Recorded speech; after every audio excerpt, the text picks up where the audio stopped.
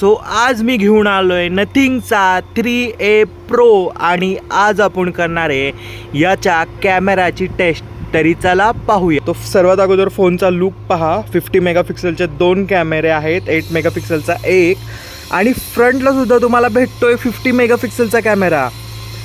तो मी phone unlock करतोय, camera open केला आणि आता आपण झूम करून पाहणार आहोत.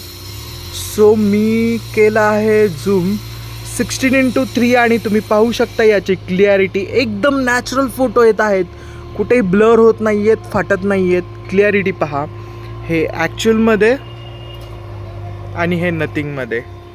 सो मी काही फोटोज क्लिक केलेले आहेत ते तुम्हाला दाखवतो.